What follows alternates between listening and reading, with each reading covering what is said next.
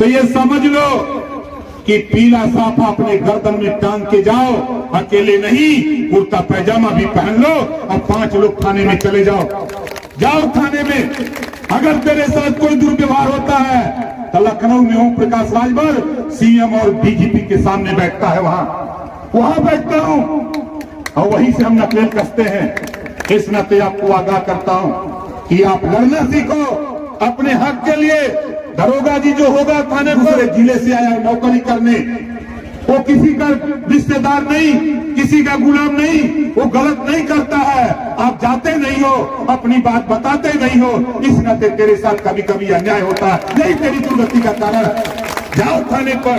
आज कोई ऐसा थाना, कोई ऐसा एसपी, कोई डीएम या पूरे प्रदेश के 75 जिले छोड़ दो, पूरे देश का कोई ऐसा अधिकारी नहीं जो ओम प्रकाश राजभर को न जानता। कोई ऐसा सीएम नहीं किसी स्टेट में किसी दल का हो। जींस पैंट पहन लोगे, टी शर्ट पहन लोगे और चले जाओगे। जानते हो थाने पर मैं क्यों कह रहा हूं, थाने पर जींस का पैंट और शर्ट पहन के जाओगे तो गेट पर होमगार्ड या सिपाही जी रहेंगे तो आपके साथ तो बदसलूकी होगी। कहां जाते हुए, कहां काम कराटिया से, ये बदसलूकी हम इसको कहते हैं। वही कुर्ता पैजामा सिला करके पीला साफा टांग के जाओ, वही होमगार्ड वही सिपाही कहेगा कहा नेताजी कहां जाते हुआ, कहा बात। लेकिन आप कुर्ता पैजामा देवरिया के लोगों चिल्लाओगे नहीं। नहीं मानोगे तो हम तो ऐसे बेहया नेता है ना कि 1000 निहाते नौजवानों को पकड़ाऊंगा ट्रेन लेके लखनऊ चलूंगा, वहां सीएलएस सियावल मिला वहीं पहना के जींस का तुम्हारा पैंट और शर्ट निकलवा के रखवा लूंगा और वहीं से भेज दूंगा कि जाओ अब देखो कहां निकाल के फेंकोगे। सीखो, राजनीति करना सीखो। इसी नाते मैं बार बार कहता हूं जो पावर आपके पास है, इस पावर से बहुत कुछ मिल सकता है। अभी तक आप अपने बुजुर्गों के यहाँ बैठ के देखो, आज भी कुछ नौजवानों को मैं देखता हूँ, चुनाव का समय आता है तो वोट के बदले कहते हैं कि दारू देबा। अरे मांगो उससे कि हमारे तेरे पास है, मेरे पास तो वोट की पावर है, इस वोट से हम बना लेंगे अपने बेटा बेटी को। ये सवाल करो, तब जाकर के बात हमारी आपकी बनेगी। अभी हम दारू मुर्गा पैसा के चक्कर में पड़े रहे, यही तेरी दुर्गति का कारण रहा। आज जब वहां से हम लोग थोड़ी सी ताकत बना के निकले हैं तो पूरे देश में बताओ हलचल है कि नहीं है? पूरे देश में हलचल है कि नहीं हलचल है? इस नाते मैं आपसे कह रहा हूं कि देखो लड़ाई हम जो लड़ रहे हैं, हम एक कानून बनाने के फिराक में हैं। हम प्रधानमंत्री जी से मिला 18 जुलाई 2023 को, अभी गृह मंत्री जी से 4 तारीख को मिला, अभी जेपी नड्डा जी राष्ट्रीय अध्यक्ष जी से मिला, मुख्यमंत्री से मिला। सबको समझा रहा हूं कि देश में तकनीकी शिक्षा लागू करो। कक्षा 4 से मोबाइल बनाना, लैपटॉप बनाना, फ्रिज बनाना, एसी बनाना, कूलर बनाना, मोटरसाइकिल बनाना, 100 विषय बने और कक्षा 4 से एक विषय पढ़ना हर जाति के बेटा बेटी को अनिवार्य कर दिया जाए। आप बताओ, फैसला देने वाले जज मालिक को आप बताओ, जिसके बेटा बेटी को 3 साल 4 साल मोबाइल बनाने सिखाया जाए तो सीख लेगा कि नहीं सीख लेगा? जोर से बोलो। देखो हमको तो गर्मी लगने लगी तो हमने जैकेट निकाल दिया। हम जानते थे कि माइक पे जाएंगे तो गर्म हो जाएगा, इस नाते निकाल दिया, लेकिन फिर भी स्वेटर पहना हूं, गर्म हो रहा है।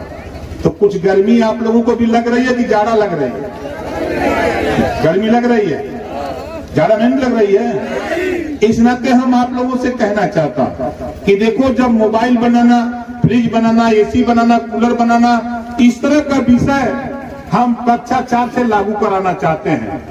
जब हमारा बच्चा विद्यालय छोड़ेगा, कहीं 3 महीना 4 महीना 6 महीना रिहर्सल कर लेगा, प्रैक्टिस कर लेगा, प्रैक्टिकल कर लेगा, दावे के साथ कहता हूं वो फिर बंबई नहीं जाएगा, कहीं गुमटी की दुकान में खोल करके मोबाइल की दुकान आराम से 500 रुपया रोज कमा सकता है। हम ये रोजगार देना चाहते हैं, हम इसको शिक्षा में लागू कराना चाहते हैं। तो बताओ इसके लिए लड़ाई लड़ना पड़ेगा कि नहीं लड़ना पड़ेगा? ये मांगो, अगर कोई नेता तेरे बीच में वोट मांगने आवे, उससे मांगो कि हमको तकनीकी शिक्षा लागू कराओ, तब हम वोट देंगे। नहीं तो अपने वोट के दम पर हम तकनीकी शिक्षा लागू करा करके अपने बच्चे को रोजगार देना चाहते हैं। इस नाते हम मैदान में, आप हमसे वोट मांगने मत आओ। अगर तेरे नेता के पास कुवत है तो जाओ नेता से कहो। हम तो देख लिया, अखिलेश जी के भी साथ, मायावती जी के भी साथ, सोनिया जी के भी साथ, हम सबके साथ जाके देख चुके हैं। और इस समय मोदी जी, योगी जी, अमित शाह जी और नड्डा जी के साथ हैं और रोज समझाते हैं। जब मिल जाते हैं तो हम यही समझाते हैं कि भाई अब हमने ये गरीब कमजोर, अब दारू मुर्गा पैसा नहीं, अभी अच्छी शिक्षा चाहता, अपने बेटा बेटी के रोजगार और नौकरी चाहता, तब जाके वोट देई। अब दारू मुर्गा बंद करा, अब दूसरा काम चालू करा। लोग बहुत परेशान हो हमसे बहुत नेता लोग परेशान हो। तो बतावा हम जो बात कहते तो सही कहते गलत कहते? कितना देने के सही है? दोनों हाथ उठावा। सबके सही लगा था? सही लगा था?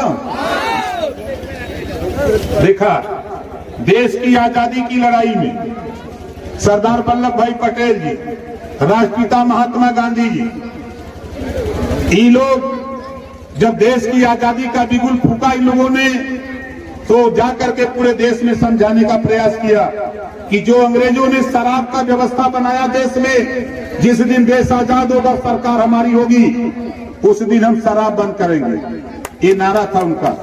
लेकिन गुजरात के रहने वाले पटेल जी, गुजरात के रहने वाले गांधी जी, वहां तो शराब बंद हो गई, लेकिन यहाँ आवाज तो बंद हो गई कहाँ?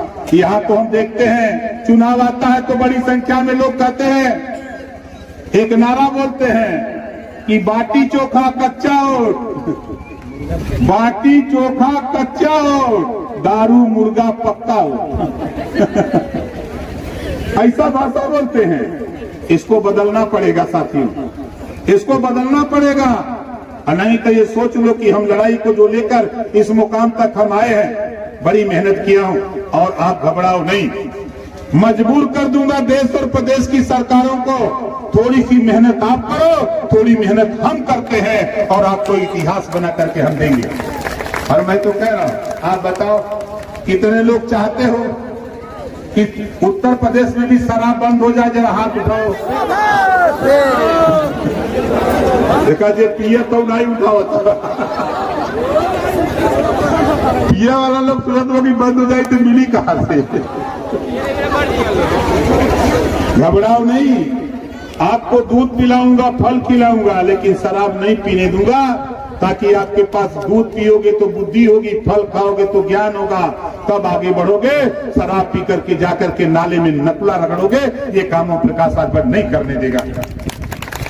हम इसके लिए परेशान। आप देखो देश में जागरूकता आई दिल्ली, जागरूकता आई पंजाब, दो प्रदेश में घरेलू बिजली का बिल माफ, फ्री बा, मनमान चलावत हुआ सर, तो ये बिल आवता, बोला तो ये बिल आवता ना। तो जैसे सब लोग जाड़ा में घरे घरे निकल रहा है, देखा ये समय हम काम फल्ले कि 4 दिन में हम प्रदेश के 4 कोना बनौले, एक पूर्वांचल, एक मध्यांचल, एक बुंदेलखंड, एक पश्चिमांचल, और 4 दिन में 4 कार्यक्रम करते हैं। एक पूर्वांचल, एक मध्यांचल, एक पश्चिमांचल, एक बुंदेलखंड, 4 कार्यक्रम करते हैं। इस नाते करते हैं कि जैसे हमने कि हम पहलवा सीआर बोले हैं, सीआर जाना ना आग ये तो खत्म हो गया सर। एक सीआर अगर पूरा बोला ला तो पश्चिम वाला सीआर काला के भैया का बोलत हुए हम यहाँ ही बोला ला ना, तब तक उत्तरों वाला बोला ला कि भैया का बात है, और से दक्षिणों वाला काला भैया का बात हम यहाँ है, तब सब लोग काला कि अब सीआर बहुत बोलते है ना। उसी तरह साथियों, जानवर से नकल लेने की जरूरत है। अगर सीआर अपने भाई की मदद करने के लिए ललकारता है, तो हमको भी अपने अधिकार के लिए जहां भी हम वहां से ललकारना पड़ेगा, तब जाकर के हमको आपको। नहीं तो लोग सोचते हैं, अभी तक लोग हम लोगों को हमसे करते थे। एक नेता, जब बाबा साहब डॉक्टर अम्बेडकर जी ने हमको आपको वोट का पावर दिया। जब वोट का पावर दिया तो उस समय जब दिल्ली की पार्लियामेंट से बाबा साहब डॉक्टर अम्बेडकर जी निकले तो आचार्य कृपलानी जी बहुत गेट पर खड़े थे और आचार्य कृपलानी जी ने डॉक्टर अम्बेडकर से पूछा कि आज बहुत खुश हो। डॉक्टर अम्बेडकर जी ने कहा कि आज मैं वो अधिकार दिला के आ रहा हूं, अपने गरीब कमजोर लोगों को वोट का पावर दिला के आ रहा हूं। जिस दिन ये जगेगा उस दिन इसी वोट के ताकत पर वो प्रधानमंत्री और मुख्यमंत्री बनेगा, अपनी बिगड़ी समस्या का समाधान कर लेगा। ये बाबा साहब डॉक्टर अम्बेडकर ने कहा। तो आचार्य कृपलानी ने क्या कहा, नेता घबराओ नहीं, आपके लोग गरीब हैं, कमजोर हैं, हम लोगों के लोग अमीर हैं, हम लोग इन लोगों को हम लोग दारू मुर्गा पैसा पर खरीद लेंगे। बाबा साहब डॉक्टर अम्बेडकर ने कहा कि घबराओ नहीं, आप जैसे तो हजारों लोग न खरीदने वाला न बिकने वाला समाज पैदा करेगा और वही समाज तुम्हें ललकार करके सत्ता से बेदखल करेगा। ये बात बाबा साहब डॉक्टर अम्बेडकर ने कहा। इस नाते साथियों हम आप लोगों से कहना चाहूंगा कि आप बताओ, काफी दिन हो गया था हमारे जिलाध्यक्ष देवरिया वीरेंद्र ब्रिजेश राजभर बहुत पतला है, बहुत दुबला है।